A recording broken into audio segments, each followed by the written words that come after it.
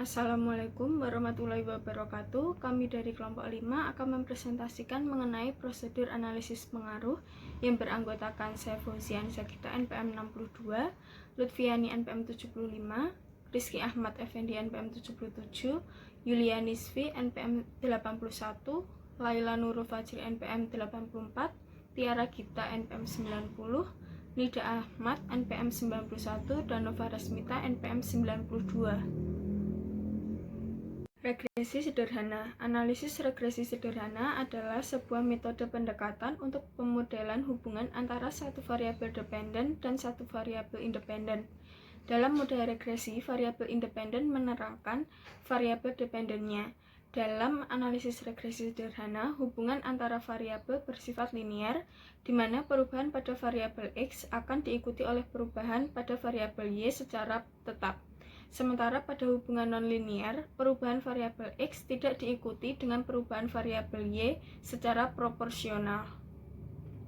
Selanjutnya yaitu analisis regresi sederhana bertujuan untuk mengetahui pengaruh dari suatu variabel terhadap variabel lainnya. Pada analisis regresi, suatu variabel yang mempengaruhi disebut variabel bebas atau independen variabel, sedangkan variabel yang dipengaruhi disebut variabel terkait atau dependen variabel.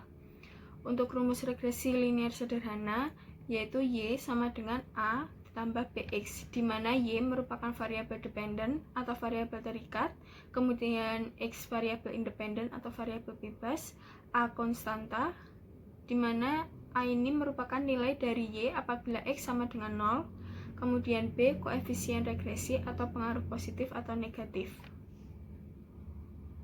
Analisis regresi linear sederhana memiliki kegunaan, yaitu yang pertama, model regresi sederhana dapat digunakan untuk forecast atau memprediksi nilai Y. Namun, sebelum melakukan forecasting, terlebih dahulu harus dibuat model atau persamaan regresi linear. Ketika model yang fit sudah terbentuk, maka model tersebut memiliki kemampuan untuk memprediksi nilai Y berdasarkan variabel Y yang diketahui. Kemudian yang kedua yaitu mengukur pengaruh variabel X terhadap variabel Y. Misalkan kita memiliki satu serial data variabel Y, melalui analisis regresi linear sederhana, kita dapat membuat model variabel-variabel yang memiliki pengaruh terhadap variabel Y.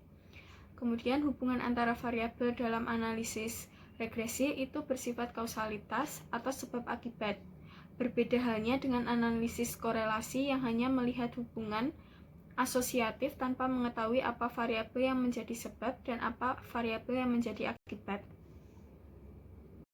Yang kedua ada regresi berganda. Nah, di sini regresi berganda merupakan suatu model regresi atau prediksi yang melibatkan lebih dari satu variabel bebas atau prediktor. Istilah regresi berganda juga disebut dengan istilah multiple regression. Di sini kata multiple berarti jamak atau lebih dari satu variabel. Selanjutnya, analisis regresi biasanya digunakan untuk melihat pengaruh beberapa variabel bebas terhadap variabel tidak bebas. Adapun rumus persamaan regresi berganda yaitu Y sama dengan A ditambah B1 X1 ditambah B2 X2 ditambah titik-titik ditambah Bn Xn yang keterangannya Y sama dengan variabel dependen atau nilai yang diprediksikan. X1 dan X2 sama dengan variabel independen. A sama dengan konstanta dan B sama dengan koefisien regresi atau nilai peningkatan ataupun penurunan. Adapun jenis regresi berganda yaitu terbagi menjadi 5. Yang pertama, regresi linear berganda yang merupakan model regresi berganda jika variabel terikatnya berskala datar interval atau rasio, sedangkan variabel bebas pada umumnya juga berskala data interval atau rasio. Yang kedua, regresi logistik berganda, yaitu Model regresi berganda jika variabel terikatnya adalah data dikotomi. Di sini dikotomi merupakan bentuk kategorik dalam jumlah kategori sebanyak 2 kategori. Contohnya laki-laki dan perempuan, baik dan buruk, ya dan tidak, benar dan salah, dan masih banyak lainnya. Yang ketiga, regresi ordinal berganda, yaitu analisis regresi di mana variabel terikat adalah berskala data ordinal, sedangkan variabel bebas pada umumnya juga ordinal. Namun tidak masalah jika variabel dengan skala data yang lain, baik kuantitatif maupun kualitatif. Yang keempat, ada regresi multinomial berganda, yaitu jenis regresi di mana variabel terikat adalah data nominal dengan jumlah kategori lebih dari 2 dan variabel bebas ada lebih dari 1 variabel. Dan yang terakhir, regresi data panel berganda. Di sini dari data-data atau jenis-jenis di atas, sebenarnya masih ada jenis lain yang merupakan pengembangan dan jenis di atas, yaitu dengan adanya kompleksitas berupa data time series atau turut waktu atau data panel, seperti yang terjadi pada regresi data panel. Yang ketiga ada MRA, atau sering disebut dengan Moderated Regression Analysis, yang merupakan aplikasi khusus regresi berganda linier di mana dalam persamaan regresinya mengandung unsur interaksi atau perkalian 2 atau lebih independen, yaitu bertujuan untuk mengetahui apakah variabel moderating akan memperkuat atau memperlemah hubungan antara variabel independen dan variabel dependen. Adapun rumus persamaan yaitu sebagai berikut. Y sama dengan A ditambah B1X1 ditambah B2X2 ditambah B3X1X2 ditambah E, yaitu merupakan variabel perkalian antara X1 dan X2 yang disebut juga dengan variabel moderate karena menggambarkan pengaruh moderating variabel X2 terhadap variabel atau hubungan X1 dan Y. Sedangkan variabel X1 dan X2 merupakan pengaruh langsung dari variabel X1 dan X2 terhadap Y. Di sini X1, X2 dianggap sebagai variabel moderate karena Y sama dengan A ditambah B1X1 ditambah B2X2 ditambah B3X1X2 ditambah E. DY dibagi D X1 sama dengan B1 ditambah B3X3. Persamaan tersebut merupakan atau memberikan arti bahwa DY dibagi DX1 merupakan fungsi dari X2 atau variabel X2 memoderasi hubungan antara X1 dan Y. Baik, yang selanjutnya saya akan membahas mengenai metode MRA atau Moderate Regression Analysis. Memiliki beberapa variabel, diantaranya adalah yang pertama variabel dependent yang disimpulkan dengan huruf Y, kemudian yang kedua adalah variabel independent 1 yang disimpulkan dengan huruf X1, kemudian yang ketiga adalah variabel independent 2 disimpulkan dengan huruf X2, kemudian yang keempat adalah variabel untuk melakukan moderasi disimpulkan dengan Z, kemudian yang kelima adalah variabel interaksi pertama yang disimpulkan dengan X1, XZ. Kemudian yang keenam atau yang terakhir adalah variabel interaksi kedua yang disimpulkan dengan X2, XZ. Selanjutnya adalah regresi logistik. Nah, regresi logistik adalah sebuah pendekatan untuk membuat model prediksi seperti halnya regresi linear atau yang biasa disebut dengan istilah ordinary least squares atau OLS regression. Baik, yang selanjutnya adalah membahas mengenai asumsi regresi logistik. Ada beberapa asumsi. Asumsi yang pertama adalah regresi logistik tidak membutuhkan hubungan linear antara variabel independen dengan variabel dependen. Kemudian asumsi yang kedua adalah variabel independen tidak memerlukan asumsi multivariate normality. Kemudian asumsi yang ketiga adalah asumsi homokedastisitas tidak diberlakukan. Kemudian yang asumsi keempat adalah variabel bebas tidak perlu diubah ke dalam bentuk metrik atau interval atau skala rasio. Kemudian asumsi yang kelima adalah variabel dependen harus bersifat dikotomi atau dua kategori, misalnya tinggi dan rendahnya atau baik dan buruknya. Kemudian asumsi yang keenam adalah variabel independen tidak harus memiliki keragaman yang sama antar kelompok variabel. Kemudian asumsi yang ketujuh adalah kategori dalam variabel independen harus terpisah satu sama lain atau bersifat eksklusif. Kemudian asumsi yang kedelapan adalah sampel yang diperlukan dalam jumlah relatif besar, minimum dibutuhkan hingga 50 sampel data untuk sebuah variabel prediktor atau independen. Kemudian asumsi yang kesembilan atau yang terakhir adalah dapat menyeleksi hubungan karena menggunakan pendekatan nonlinear log transformasi untuk memprediksi odds ratio. Selanjutnya, di sini ada model persamaan regresi logistik. Nah, model persamaan aljabar layaknya OLS itu biasanya digunakan itu adalah Y sama dengan B0 plus B1X plus E.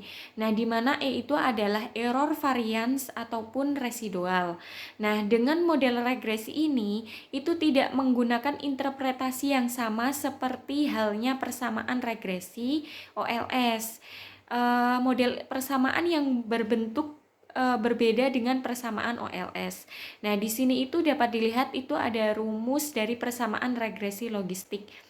Ln logaritma adalah logaritma natural dan ada P aksen per 1 min P aksen. Nah, itu di mana B0 plus B1X itu adalah persamaan yang dikenal dalam OLS. Selanjutnya, di sini ada probabilitas regresi logistik. Di rumus sebelumnya itu ada P aksen. Nah, P aksen di sini itu artinya itu cara mencari probabilitas regresi logistik dengan rumus yang sudah ada di slide berikut ini. Nah, kemudian di situ ada EXP atau yang ditulis dengan E, itu merupakan fungsi dari eksponen. Dan perlu diingat bahwa eksponen merupakan kebalikan dari logaritma natural. Nah, logaritma natural itu adalah bentuk logaritma namun dengan nilai konstanta. Misalnya 2,718. Nah, biasanya itu dibulatkan menjadi 2,72. Kemudian di sini ada regresi data panel. Nah, itu adalah gabungan antara data cross section dan data time series di mana unit cross section yang sama diukur pada waktu yang berbeda. Nah, maka dengan kata lain, data panel adalah data dari beberapa individu sama yang diamati dalam kurun waktu tertentu. Contoh nih, jika kita memiliki T sebagai periode waktu dan N sebagai jumlah individu, maka dengan data panel kita akan memiliki total unit observasi sebanyak N dan T. Nah, jika jumlah unit sama untuk setiap individu, maka data tersebut disebut dengan balance panel. Tapi jika sebaliknya, jumlah unit waktu tiap individu itu berbeda, maka disebut dengan unbalanced panel. Kemudian, persamaan regresi data panel itu memiliki dua model. Nah, yang pertama ada one day model. Nah, ini itu adalah model satu arah karena hanya mempertimbangkan efek individu dalam panel. Nah, rumusnya dapat dilihat di layar ini. Kemudian yang kedua ada two-way model. Nah, two-way model adalah model yang mempertimbangkan efek dari waktu atau memasukkan variabel waktu. Baik, yang selanjutnya adalah asumsi regresi data panel. Jadi, metode regresi data panel akan memberikan hasil pendugaan yang bersifat Bayes Linear Unbiased Estimation atau BLUE, jika semua asumsi Gauss-Markov terpenuhi, diantaranya adalah non-autocorrelation. Non-autocorrelation inilah yang sulit terpenuhi pada saat kita melakukan analisis pada data panel, sehingga pendugaan parameter tidak lagi bersifat BLUE. Jika data panel dianalisis dengan pendekatan model-model time series seperti fungsi transfer, maka ada informasi keragaman dari unit cross-section yang diabaikan dalam permodelan. Salah satu keuntungan dari analisis regresi data panel adalah mempertimbangkan keragaman yang terjadi dalam unit cross-section. Yang selanjutnya adalah keuntungan dari regresi data panel. Setidaknya ada 3 keuntungan dari regresi data panel, yaitu yang pertama, dapat memberikan peneliti jumlah pengamatan yang besar, meningkatkan degree of freedom atau derajat kebebasan. Data memiliki variabilitas yang besar dan mengurangi koliniaritas antara variabel penjelas, di mana dapat menghasilkan estimasi ekonometri yang efisien.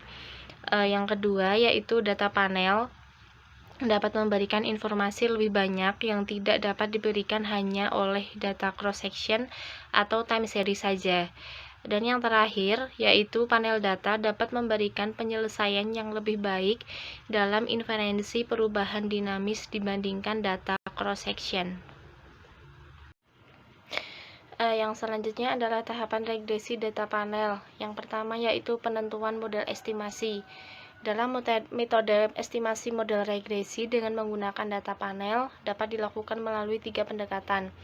Antara lain, yang pertama ada common effect model, yaitu merupakan pendekatan model data panel yang paling sederhana karena hanya mengkombinasikan data time series dan cross section. Kemudian yang kedua, fixed effect model, di mana model ini mengasumsikan bahwa perbedaan antar individu dapat diakomodasi dari perbedaan interceptnya. Dan yang ketiga adalah random effect model, di mana model ini akan mengestimasi data panel di mana variabel gangguan mungkin saling berhubungan antar waktu dan antar individu. Setelah menentukan model estimasi, kemudian yang kedua yaitu penentuan metode estimasi regresi data panel.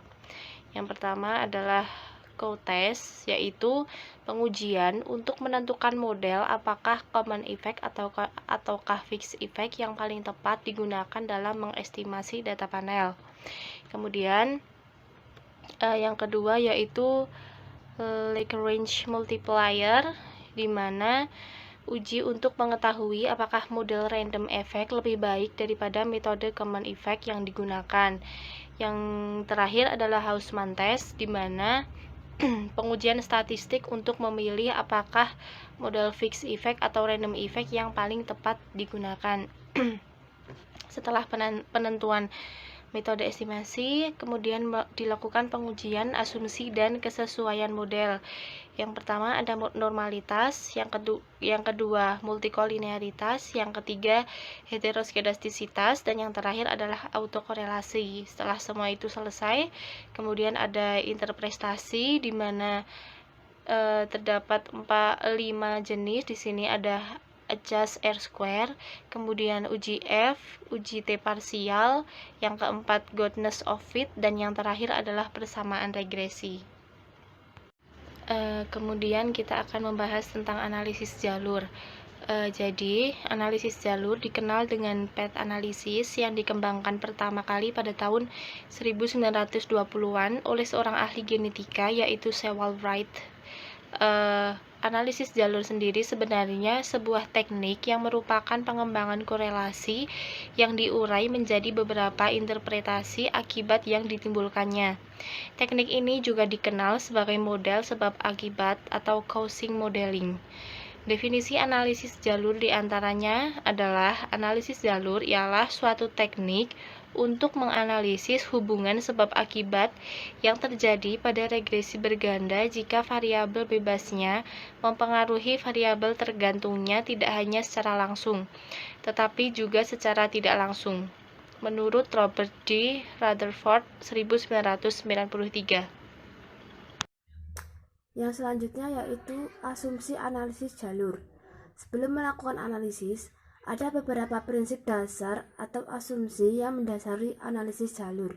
Yang pertama yaitu pada model analisis jalur, hubungan antar variabel adalah bersifat linier, adaptif, dan bersifat normal. Yang kedua, hanya sistem aliran kausal ke satu arah, artinya tidak ada arah kausalitas yang terbalik. Yang ketiga, variabel terikat atau endogen minimal dalam skala ukur interval dan ratio. Yang keempat, menggunakan sample probability sampling, yaitu teknik pengambilan sampel untuk memberikan peluang yang sama pada setiap anggota populasi untuk dipilih menjadi anggota sampel. Yang kelima, variabel observasi diukur tanpa kesalahan atau instrumen pengukuran valid dan reliable. Artinya, variabel yang diteliti dapat diobservasi secara langsung. Yang keenam yaitu model yang dianalisis dispesifikasikan atau diidentifikasikan dengan benar berdasarkan teori-teori dan konsep-konsep yang relevan. Artinya, model teori yang dikaji atau diuji dibangun berdasarkan kerangka teoritis tertentu yang mampu menjelaskan hubungan kausalitas antar variabel yang diteliti.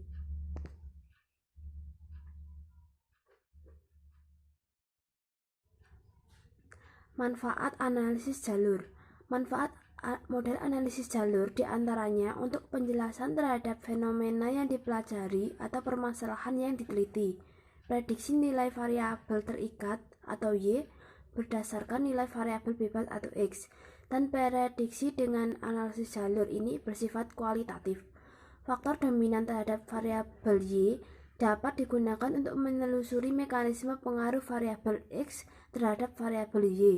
Pengujian model penggunaan teori trimming baik untuk uji reliabilitas konsep yang sudah ada ataupun uji pengembangan konsep baru. Beberapa istilah dalam analisis jalur.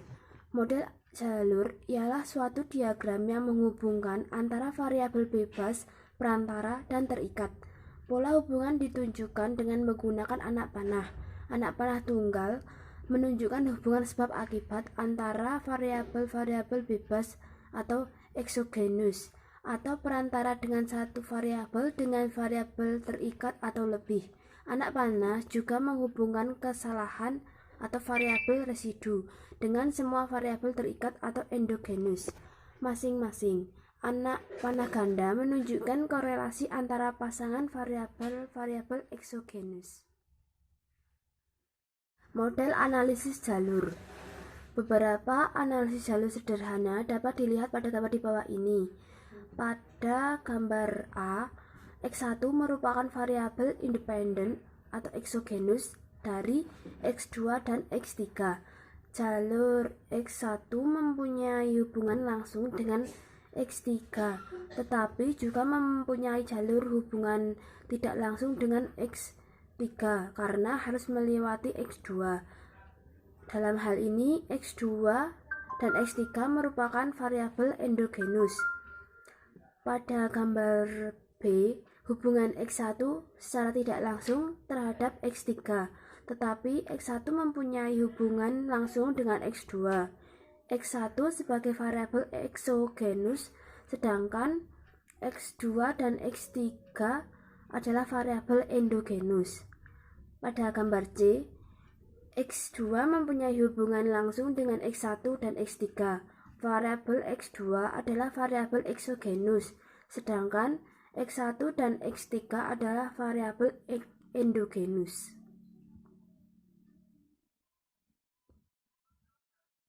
SEM atau Structural Equation Modeling adalah suatu teknik modeling statistik yang bersifat sangat cross-seksional, linear, dan umum.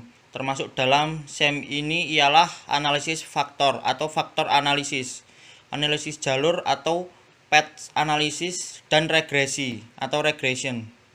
Definisi berikutnya menyebutkan SEM adalah teknik analisis multivarian yang umum dan sangat bermanfaat yang meliputi versi-versi khusus dalam jumlah metode analisis lainnya sebagai kasus-kasus khusus.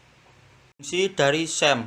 Beberapa fungsi SEM diantaranya ialah yang pertama, memungkinkan adanya asumsi-asumsi yang lebih fleksibel.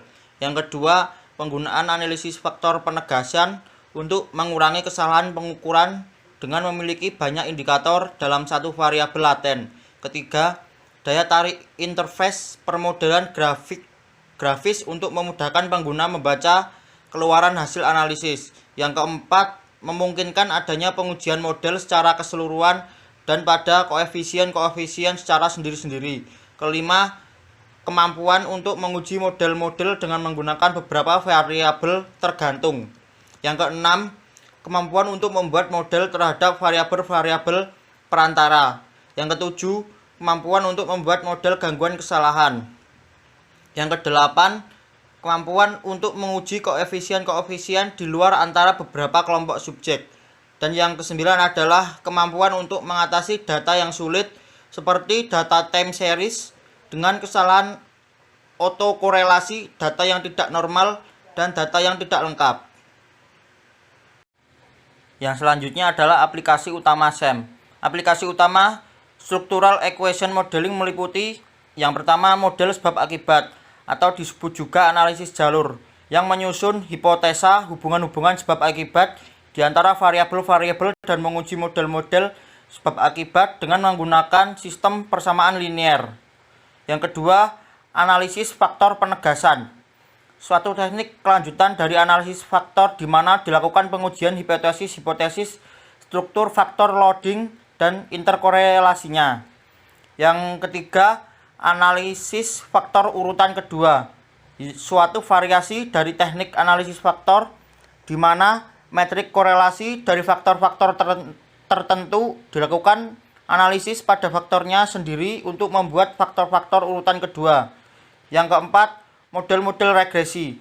Suatu teknik lanjutan dari analisis regresi linear di mana bobot regresi dibatasi agar menjadi sama satu dengan lainnya atau dilakukan spesifikasi pada nilai-nilai numeriknya. Yang kelima, model-model struktur covariance, yang mana model tersebut menghipoteskan bahwa metrik covariance mempunyai bentuk tertentu. Yang keenam, model struktur korelasi, yang mana model tersebut menghipoteskan bahwa metrik korelasi mempunyai bentuk tertentu. Contoh klasik adalah hipotesis yang menyebutkan bahwa metrik korelasi mempunyai struktur sirkumpleks. Asumsi SIM. Yang pertama, distribusi normal indikator-indikator multivarian. Masing-masing indikator mempunyai nilai yang berdistribusi normal terhadap indikator lainnya. Yang kedua, linearitas. SIM mempunyai asumsi adanya hubungan linear antara variabel-variabel indikator dan variabel-variabel laten, serta antara variabel-variabel laten sendiri. Yang ketiga, pengukuran tidak langsung. Secara tipikal, semua variabel dalam model merupakan variabel-variabel laten. Yang keempat, beberapa indikator. Beberapa indikator harus digunakan untuk mengukur masing-masing variabel laten dalam model. Regresi dapat dikatakan sebagai kasus khusus dalam SIM di mana hanya ada satu indikator per variabel laten. Kesalahan permodelan dalam SIM membutuhkan adanya lebih dari satu pengukuran untuk masing-masing variabel laten. Yang kelima, rekursivitas. Suatu model disebut rekursif jika semua anak panah menuju satu arah, tidak ada arah umpan balik, dan faktor gangguan atau kesalahan tersisa untuk variabel-variabel endogenous yang tidak dikorelasikan. Yang keenam, data interval. Sebaiknya data interval digunakan dalam SIM. Sekalipun demikian, tidak seperti pada analisis jalur tradisional, kesalahan model-model SIM yang eksplisit muncul karena penggunaan data ordinal. Yang ketujuh, ketepatan yang tinggi. Apakah data berupa data interval atau ordinal, data-data tersebut harus mempunyai jumlah nilai yang besar. Yang kedelapan, residual acak dan kecil.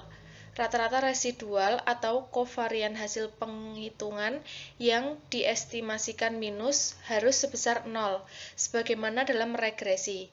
Suatu model yang sesuai akan hanya mempunyai residual kecil. residual besar menunjukkan kesalahan spesifikasi model. Sebagai contoh, beberapa jalur mungkin diperlukan untuk ditambahkan ke dalam model tersebut. Yang kesembilan, gangguan kesalahan yang tidak berkorelasi. Seperti dalam regresi, maka gangguan kesalahan diasumsikan saja. Yang ke-10, kesalahan residual yang tidak berkorelasi. Kovarian nilai-nilai variabel tergantung yang diprediksi dan residual harus sebesar 0. Yang ke-11, multikolinearitas yang lengkap. Diasumsikan tidak ada, tetapi korelasi antara semua variabel bebas dapat dibuat model secara eksplisit dalam SIM. Dan yang terakhir, ukuran sampel. Ukuran sampel tidak boleh kecil karena SIM bergantung pada pengujian-pengujian yang sensitif terhadap ukuran sampel dan magnitud perbedaan-perbedaan matriks kovarian. Yang selanjutnya adalah keunggulan SIM. Yang pertama, memungkinkan adanya asumsi-asumsi yang lebih fleksibel. Yang kedua, penggunaan analisis faktor penegasan untuk mengurangi kesalahan pengukuran dengan memiliki banyak indikator dalam satu variabel latin. Yang ketiga, daya tarik interface pemodelan grafis untuk memudahkan pengguna membaca keluaran hasil analisis. Yang keempat, kemungkinan adanya pengujian model secara keseluruhan daripada koefisien-koefisien secara sendiri-sendiri. Yang kelima, kemampuan untuk menguji model-model dengan menggunakan beberapa variabel tergantung. Yang keenam, kemampuan untuk membuat model terhadap variabel-variabel perantara. Yang ketujuh, kemampuan untuk membuat model gangguan kesalahan atau error term. Yang kedelapan, kemampuan untuk menguji koefisien-koefisien di luar antara beberapa kelompok subjek.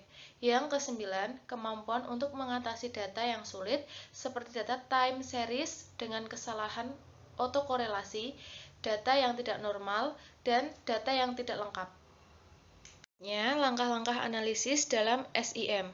Untuk melakukan analisis SIM, diperlukan langkah-langkah sebagai berikut. Untuk yang pertama, kita membuat spesifikasi model yang didasarkan pada teori, kemudian menentukan bagaimana mengukur konstruk-konstruk, mengumpulkan data, dan kemudian memasukkan data ke AMOS.